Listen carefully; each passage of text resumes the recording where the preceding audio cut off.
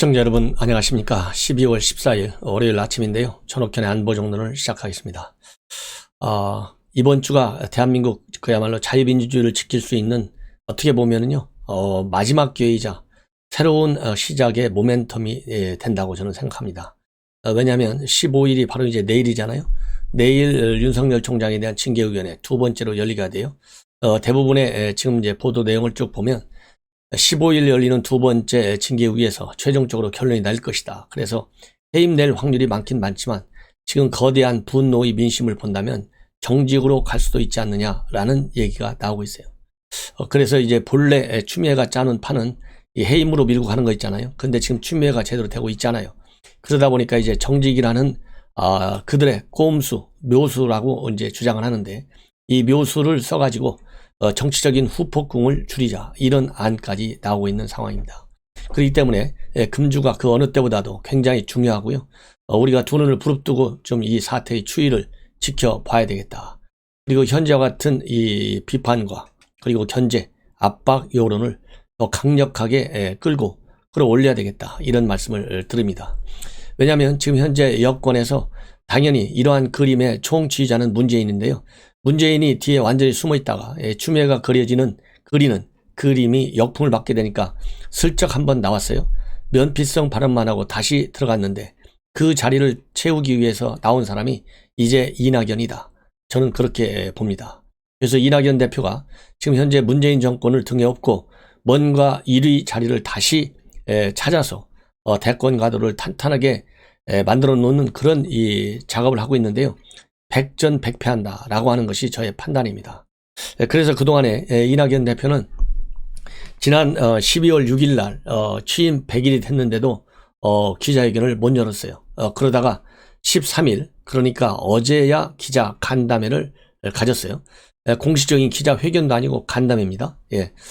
이렇게 해서 다시 이낙연 대표가 커밍아웃을 하고 있어요. 그러나 이런 식의 전략과 그리고 이런 식의 컨텐츠를 가지고 이낙연 대표가 커밍아웃 해봐야 뒤로 밀리고 있는 지지율을 다시 거꾸로 돌려서 1위를 하고 또 윤석열 지금 총장과 오차 범위 밖에 아니라 거의 10% 가까이 차이가 나잖아요. 지난주 여론조사 결과를 보면 28% 대 19%니까 이 정도 차이가 나는 그런 이 갭을 메꾸기가 상당히 어려울 것이다. 그 이유는 딱 하나 간단합니다. 문재인 앵무새 같은 역할, 붕어빠 같은 역할을 해가지고는요. 민심에서 이반 현상이 나타난 것을 막아낼 수가 없어요. 왜? 민심이 천심이라고 하지 않습니까? 그렇기 때문에 이낙연 대표가 제대로 잠룡이 되고 안 되고가 중요한 것이 아니라 여당의 책임이 있는 대표로서 이 나라를 그야말로 더 이상 낭떠러지로 빠뜨리지 않는데 조금만이라도 역할을 한다면 그야말로 여당 지도자로서의 평가를 받겠지만은 지금같이 복잡한 역할을 하면 청와대 그야말로 돌아올 수 없는 다리를 지금도 이미 한 60% 70%를 건너간 것 같아요. 이제 완벽하게 건너가는 마지막 분기점에 저는 서 있다고 봅니다. 그래서 왜냐면은 13일 날 어제죠. 기자 간담회에서 한 얘기를 보면 현재 민심이 분노하고 있고 걱정하고 있는 것이 뭡니까? 이 헌법적 가치를 현 문재인 정권이 출범할 때 헌법 지킨다고 선서까지 하고 출범했잖아요. 그런데 정반대로 가고 있어요. 헌법을 어떻게 하면 유린하고 지키지 않느냐 이쪽으로 가고 있어요. 결정적인 것이 결국은 공수처 설치, 그 다음에 국가정보원법의 개악, 그 다음에 윤석열 총장의 징계, 그 다음에 부동산 관련 여러 가지 법안과 정책 이런 것들이 얘기하잖아요. 헌법과 정반대로 가고 있다고. 요것을 돌리는데 역할을 해야 되는데요. 기자 간담회에서 한 내용들을 보면 전부 감싸고 돌고 있어요. 본인의 생각이 단 하나도 없어요. 이런 사람이 어떻게 총리를 그렇게 최장사 했는지 도대체 이해가 안 가고 이런 사람이 어떻게 국회의원을 몇 번씩 하고 지방자치단체장을 하고 했는지 그러니까 현재 문재인 정권에 들어서 가지고 나라를 이렇게 망가뜨리는데 일조를 하고 있는 것이 아닌가 이런 생각이 다 들어요. 기가 막힌 정국이다 이런 말씀을 드립니다. 그러다 보니까 이제 13일 날 또 기자 간담회를 했는데 뭐가 이제 또 짚어야 되냐면요. 12일 날 청와대를 들어갔어요. 청와대 들어가가지고 무슨 얘기했는지 나오지도 않고 있고 겨우 코로나 관련해서 얘기했다 이렇게 돼 있는데요. 코로나 관련된 얘기가 전문가들 의견을 전달했다고 하는데 전문가들 의견을 전달했는데도 지금 이 지경밖에 안 됩니까? 아니 코로나 전국에서 총리를 하신 분이잖아요. 그러면 뭔가 알맹이 있는 얘기를 했어야죠. 예. 그렇기 때문에 코로나 얘기를 겉으로 둘러싸고 안에서는 이 공수처법을 비롯한 그들이 얘기하는 개혁 입법과 관련해서 향후 공수처 지금 공수처 법이 통과됐다고 만들어지질 않아요. 인사위원회가 구성이 돼가지고 검사를 말하자면 이제 뽑아야 되는데 23명 검사 뽑을 수 있는 인사위원회 규정조차도 제대로 만들어 놓지 못하고 얼마나 서둘렀으면 맹점이 있어요. 그런데 이것까지도 무시하고 인사위원회 열겠다는 거 아니에요? 요런 각본을 짜러 청와대에 들어간 것이 아니냐. 예. 그래서기 때문에 현재 이낙연 그야말로 민주당 대표가 그리는 꿈이 그려지기에는 굉장히 어려운 국면이다. 한계 상황에 와 있다. 이런 말씀을 드리지 않을 수가 없습니다. 그래서 이번에 12일 날 청와대 가서 이제 문재인 대통령 또 이제 내락을 또 받았을 거 아니에요. 여러 가지 정책적, 전략적, 특히 대선, 그 다음에 내년대 재보궐선거와 관련해서. 그러나 내년 재보궐선거에서 지면요, 문 대통령 아무리 낙점 받아봐야 그야말로 다 물거품이 된다. 이런 엄중한 지상 명령을 보이지 않는 그런 명령을 다 제대로 알아들어야 되겠다. 이런 말씀이 들어요. 그래서 12일 날 청와대에서 대통령한테 뭔가 인도수를 받고 나니까 좀 마음이 안정이 된가 봐요. 그러니까 13일 날 느닷없이 간담회를 한 것이 아니냐, 이런 생각이 듭니다. 예. 자, 그 다음에 이제 윤석열 총장과 관련된 얘기인데요. 바로 내일인데 윤석열 총장이 넘어야 할 산이 3개가 있다. 이런 지금 칼럼이 나오고 있어요. 이런 칼럼은 이 중앙일보의 조선일보 이 칼럼에서 나와 있습니다. 조선일보 누구 썼냐면 여러분들 정진홍 컬처 엔지니어가 쓰는 이 줄의 정기 칼럼입니다. 그래서 제목이 윤석열이 넘어야 할 3개의 산이 있다, 이렇게 되어 있는데 이걸 보면 아주 정확하게 그림이 그려져 있어요. 첫 번째로 넘어야 할 산은 어떤 산이냐? 국정농단을 파헤친 수사의 산이에요. 그러니까 두 대통령, 그 다음에 대법원장, 그 다음에 3명의 국정원장을 몽땅 감옥에 쳐 넣었던 것이 온당했느냐는 역사적 정치적 물음에 답할 수 있어야 된다. 그리고 둘째는 장모 아내의 산이다. 그래서 여러 차례 구설에 올랐지만은 개인적인 소외를 뛰어넘는 그러한 공적인 위치에서 밝힌 건 밝히고 오해를 풀 것은 풀어야 한다. 그리고 셋째는 평생을 검사로만 살아온 업장의 산이다. 그래서 어쩌면 이것이 가장 넘기기 힘든 산일 것이다. 그래서 인간세의 어둡고 부정적인 면만 파헤쳐온 본인의 입장을 털고 사람 사는 세상의 밝고 긍정적인 면을 다시 세우겠다는 각오와 면모가 있어야 된다. 그래야 비로소 진짜 윤석열의 시간이 제대로 펴질 수 있다. 이런 지금 정진홍 이 칼럼이 조선일보에 나와 있습니다. 이 정도로 윤석열 총장은 이 산을 넘고 또 징계의 산을 넘고 그래야만이 정치적인 새로운 진로가 됐든 아니면은 다시 뭐 흔히 검사니까 다 변호사 하지 않겠어요? 아니면은 대권이 아니라 또 다른 또 정치인의 길을 가든 간에 이 산에 대해서는 틀림없이 본인이 입장을 아주 진솔되게 국민한테 바쳐야 되겠다, 이런 말씀을 드립니다. 그러면 윤석열 총장만 넘어야 할 산이 3개가 있느냐? 아니다.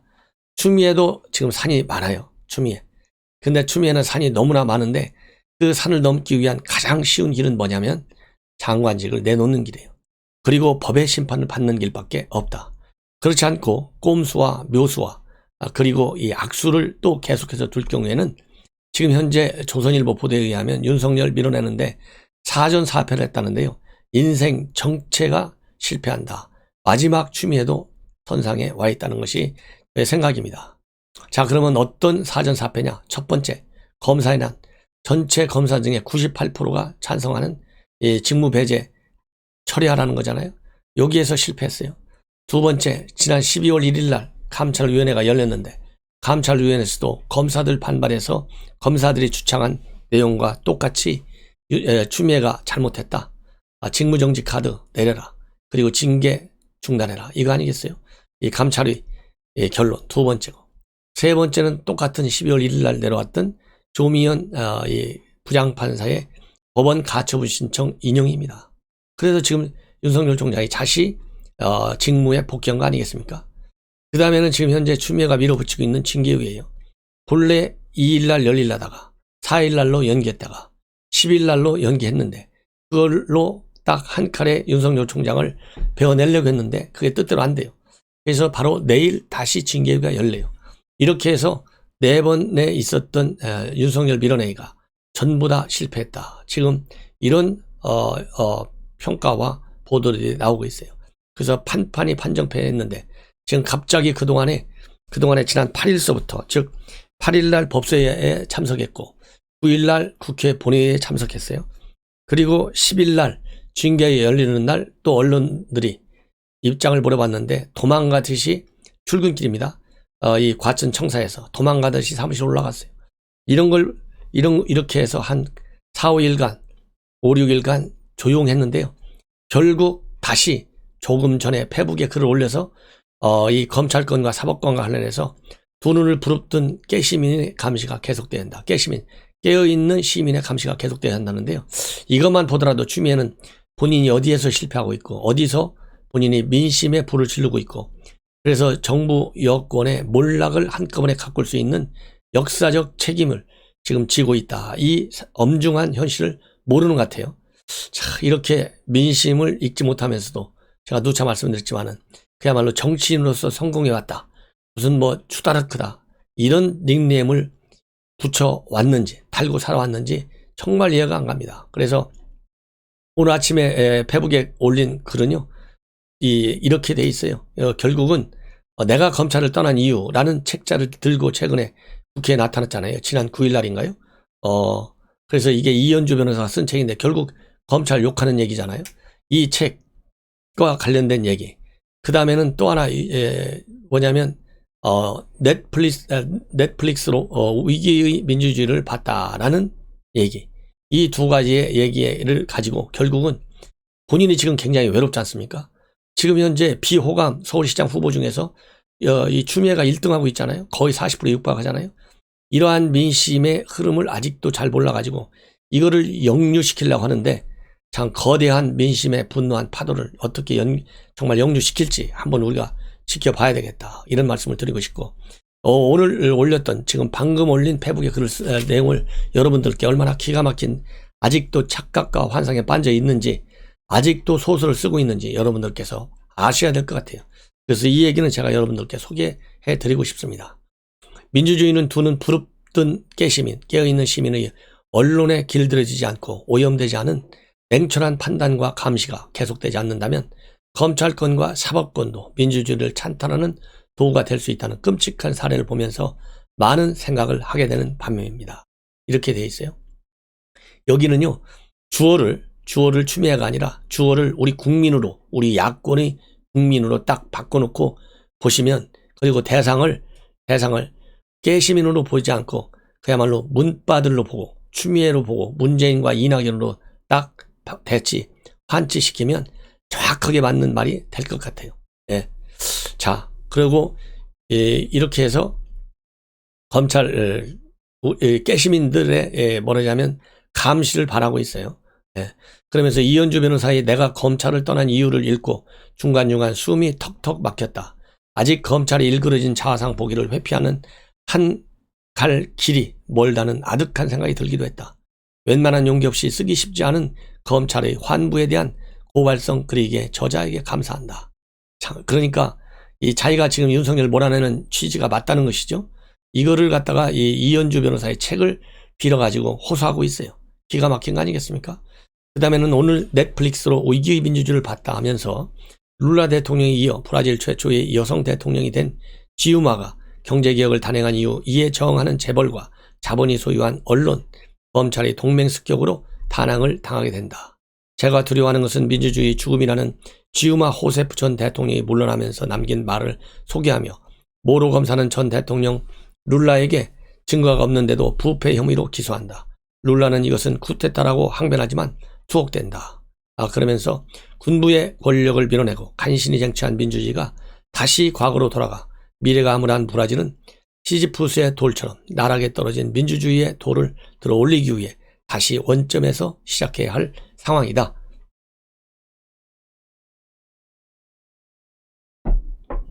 이렇게 페북에 글을 써 올리고 있는데요. 누가 좀 이 교육 좀 시켜야 될 것 같아요. 전반적인 민심의 흐름, 교육을 시켜야 되겠다. 이런 말씀을 드립니다. 하기야 뭐 교육시킬 필요가 있나요? 문재인 대통령이 빨리 좀 개각을 해서 추미애 걷어내라. 이런 말씀을 드립니다. 그러면 저절로 본인이 반성하는 기회를 갖지 않을까. 이런 생각이 드네요. 자, 그러다 보니까 이렇게 징계위 15일 내일 열리는데요. 여기에 키맨은 이용구 차관이 가질 것이다. 왜냐하면 이렇게 윤석열을 몰아내기 위해서 지금 그동안에 8일서부터 오늘 아침 직전까지 한 5, 6일간 쭉 침묵을 유지해온 것이 이용구를 대타로 나와서 이용구가 윤석열을 치게 시키기 위해서 본인이 뒤로 빠졌는데, 이용구도 굉장히 약한 사람이잖아요. 지금 별 말이 안 나오잖아요. 그러니까 이용구한테도 배신당하는 것이 아닌가, 이런 생각이 들어요.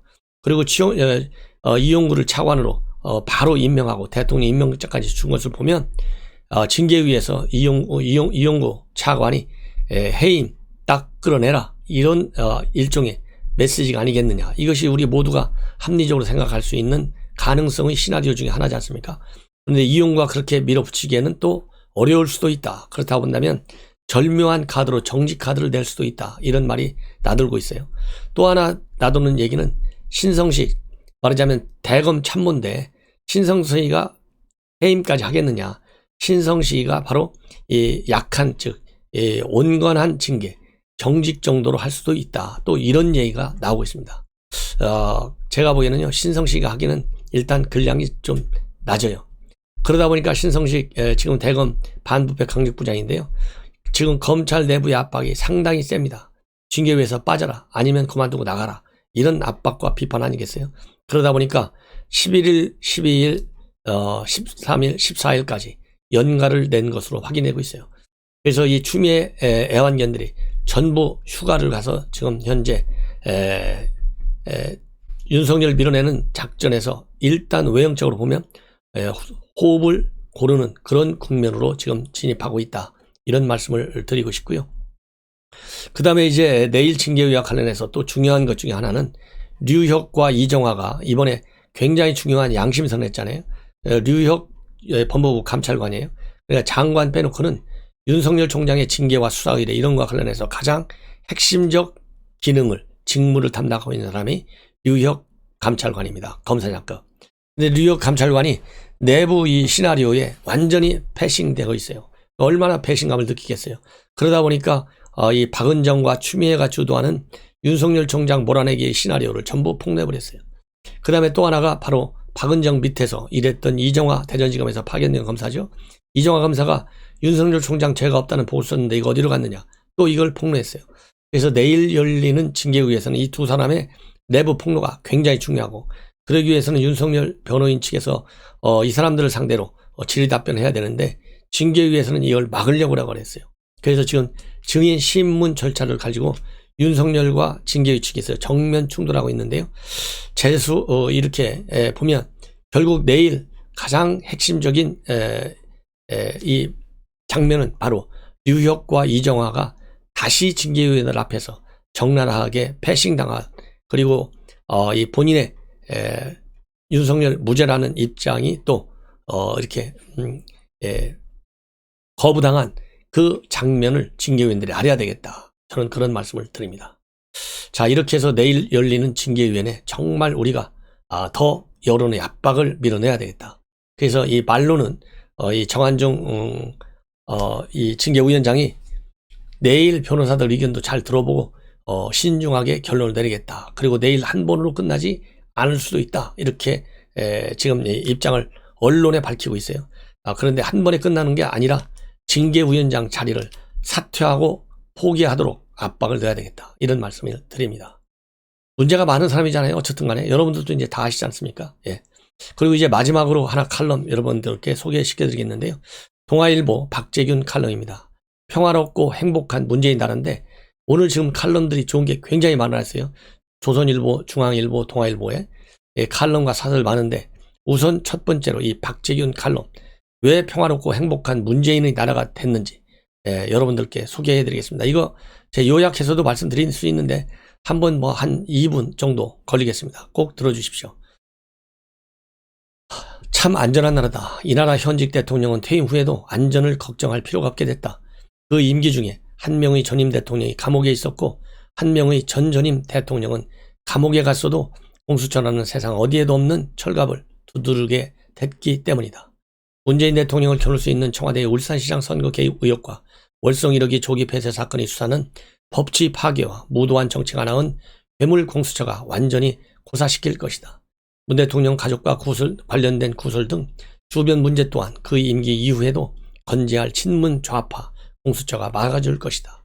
문 대통령이 7일 한국 민주주의 새로운 장이 열리는 역사적 시간이라며 입법 폭주의 스위치를 누르고 공수처법이 통과되자마자 새해 벽두 출범을 외친 게 충분히 이해는 된다는 이보다 안전할 순 없다.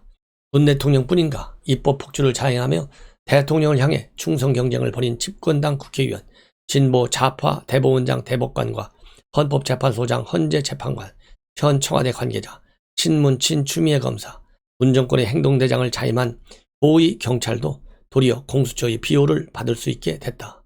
검찰을 비롯한 다른 수사기관은 이들 고위공직자의 범죄를 인지한 경우 반드시 공수처에 통보해야 하며 공수처는 다른 수사기관에서 이런 사건들을 빼내와 수사할 수 있게 됐기 때문이다.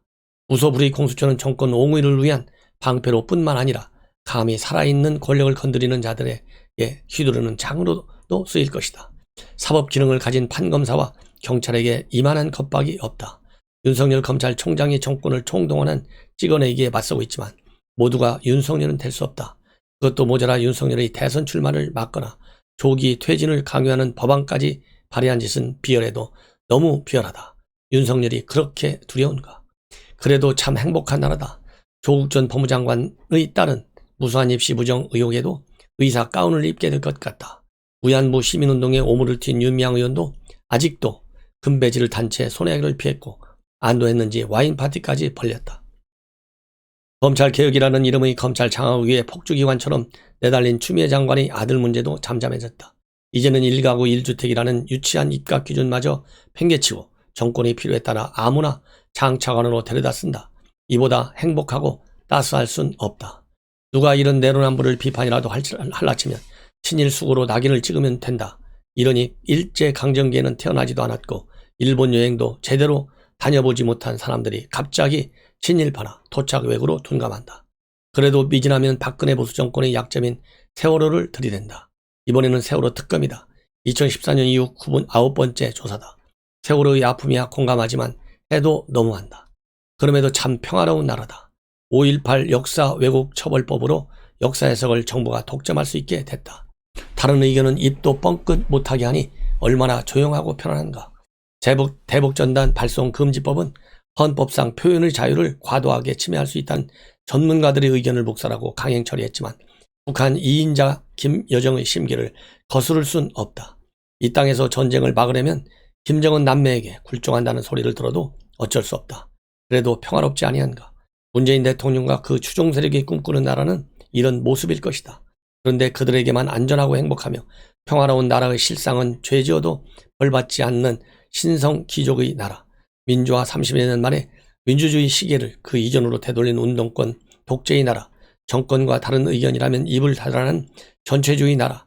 주적인 북한의 눈치를 살아가야 하는 불종의 나라.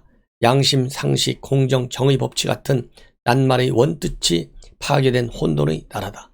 취임 3년 반 남짓 만에 나라를 이렇게 만든 문 대통령은 민주주의 새 장을 연 것이 아니라 민주주의를 달아버린 대통령으로 기억될 것이다.